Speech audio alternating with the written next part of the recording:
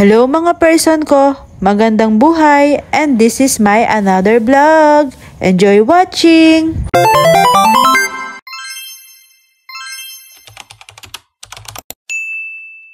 Paggising nga pala namin na aking mahal na asawa ay nagpahinga muna kami. Saka naman kami sinabihan ni mama ko kung gusto na daw ba namin kumain. Meron nga daw tinapay dito or kung gusto na namin kumain ng kanin.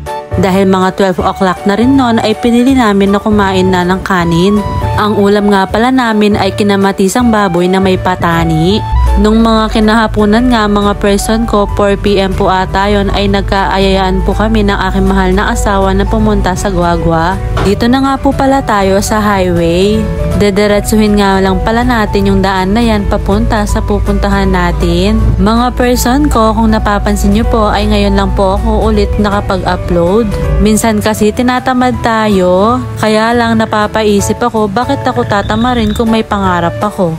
Kaya ayan mga person ko, kahit late na to ay i-upload natin. Dito nga pala kami ng aking mahal na asawa sa RNB 188. Dito nga pala ay maraming bilihin ng mga pantalon, damit, sandals, duster at mga iba pa. Bibilhan ko nga pala siya ng pantalon dito. Binilhan ko nga pala siya ng pantalon dahil yung ibang pantalon niya ay numinipis na or may butas na sa ibang part. Pagkatapos nga pala namin makabili ng pantalon niya ay inilagay niya muna yung nabili namin sa sasakyan. At syempre kapag pupunta kami dito sa may Guagua Plaza ay hindi mawawala yung magtuhog-tuhog kami ng aking mahal na asawa. Nagtuhog na nga ang aking asawa ng kwek-kwek dyan. Kumuha nga rin pala kami ng chicken nuggets. Natatandaan ko nung college kami kapag pumupunta kami dito ay bumibili kami palagi ng chicken nuggets. Ayun kasi yung masarap. Lalo na kapag mainit mga person ko, masarap yun. Yung mga kasama ko nga pala nun ay yung mga kaibigan ko or mga classmates ko nung college. Kain tayo mga person ko, kanya manaragong sumubo. Ganyan din ba kayo mga person ko na kapag nagtuhog-tuhog kayo ay inumin nyo yung sauce?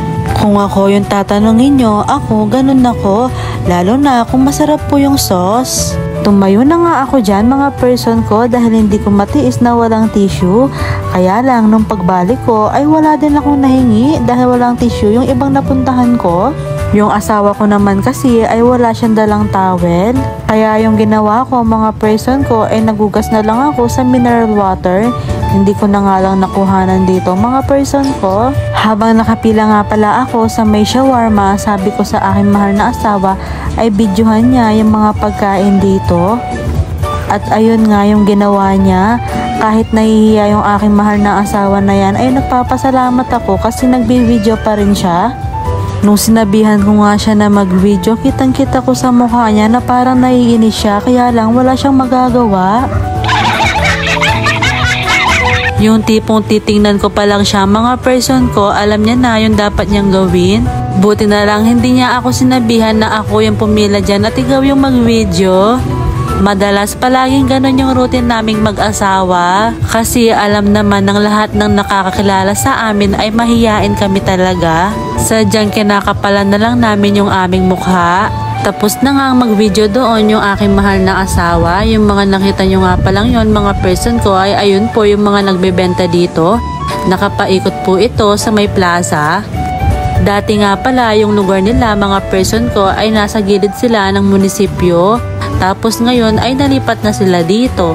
Tapos yung sa gilid ng munisipyo ay ginawa nilang parkingan. Kung mapapansin nyo mga person ko, bago ako makabili dito sa may shawarma ay nakapila ako. Diba sabi ko sa inyo ay marami talagang bumibili dito. At sinabi pa nga ng katabi ni kuya na siya na lang daw yung masali. Yung Tagalog ay siya na lang daw yung mabenta. Yung binanggit ko po kanina ay Kapampangan po yon. May playground nga po pala dito na kung saan ay pwede nyo pong paglaruin yung mga anak nyo. Habang naglalakad nga pala kami ng aking asawa ay narinig namin na may kumakanta. May kumakanta nga rin po pala dito mga person ko. Ayan po si ate, siya po yung kumakanta. Kinakain na nga po pala namin yung shawarma. Sa food trip nga namin ito mga person ko ay nagtubig lang kami, hindi na rin kami bumili ng kahit anumang juice. At isang pirasong tubig na lang din yung binili para tipid. Dahil pag uwi sa bahay ay makakainom naman din. Nakita ko nga palang may Nonos Donuts dito, kaya sabi ko sa aking asawa ay itry namin, bumili kami ng kalahating dosena or isang box po. At yung isang box na yon mga person ko ay may 6 na pirasong laman.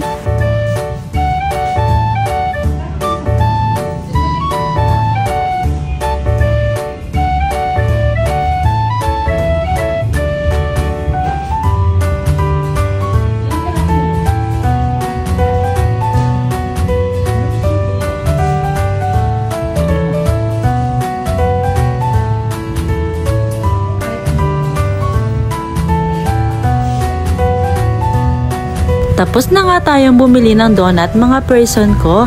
Kaya ngayon, eto, pauwi na po tayo.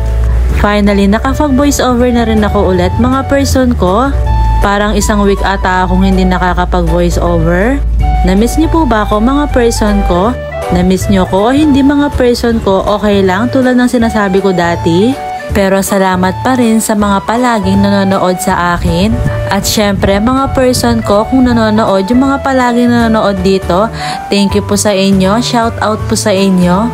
Lalo na yung mga katrabaho ko po sa office, yung tipong makikita nila ako, sasabihin nila sa akin na hello mga person ko, ginagaya nila yung intro ko. At eto pa nga yung sinasabi nila, hello mga person ko, magandang buhay. Yung tipong babanggitin nila yon ay tuwang-tuwa na ako. At syempre, napapaisip ako na pinapanood rin pala nila ako. Yung sinasabi ko rin sa vlog ay binabanggit din nila. Kapag may mga taong ganon ay nakaka-inspire din. Parang talagang pursigido akong magpatuloy sa larangan ito. Sure! Ay, Rugo, anong sinasabi ko na mga person ko? May nalalaman pa akong larangan? Ano yon? Athlete ka? Athletic ka, girl? Nakawala nga yung batang makulit na to dahil kanina ay nasa stroller lang siya. At ngayon pumunta siya kay Tito J niya, naglalaro pa mo siya ng ML. At may sinasabi nga yung lolo niya dyan, nakita mo na yung daddy mo, sabi niyang ganon. Binalik na nga siya ulit sa stroller niya at pinapakain na siya ngayon. Yung ulam nga pala ng batang ito ay yung kinamatisang baboy na may patani. Syempre sa bawla yung kakainin ng batang yon at saka kanin. At si tatay ko nga tapos na yung piniprito niyang baboy. At nakagawa na nga rin po pala sila ng sausawan. Sumandok na nga rin po pala ako ng kanin namin. At eto nga si Buntis ay nangunguna na dito. Mamaya niya na isusuka niya lang din. Pero parang hindi naman siya nagsuka nung araw na yon. Madalas kasi kapag kakain siya or pagkatapos niya kumain ay nasusuka siya. Siguro yung ulam namin ngayon ay cravings ng Buntis. Nagprito nga rin pala sila ng balat ng manok. At dahil madami kaming kakain, si mama ko ay nilinis na niya yung lamesa. Pinunas niya mga person ko at inalis yung ibang nakalagay sa mesa. Minsan kasi yung ibang gamit namin dito ay nilalagay doon. Kain na po tayo mga person ko. At yung batang makulit umupo pa dito at tumabi pa nga kay Daddy J niya. At gusto niya na naman magpasubo. Ulam nga natin ngayon mga person ko ay yung tira kanina na may sabaw, pritong baboy, balat ng manok, tsaka nagprito na rin si tatay ng eggplant. Pagkatapos nga pala namin kumain, nagliligpit na nga si mama dyan. At inilabas naman ni Buntis yung mga donut. Pinaghati-hati ko nga yung mga donut na yan para magkasya sa amin lahat at iba-ibang flavor yung matikman namin. O siya mga person ko, hanggang dito na lang ha. Maraming salamat po sa panonood. Magandang buhay. See you for my next one mga person ko. Mwah!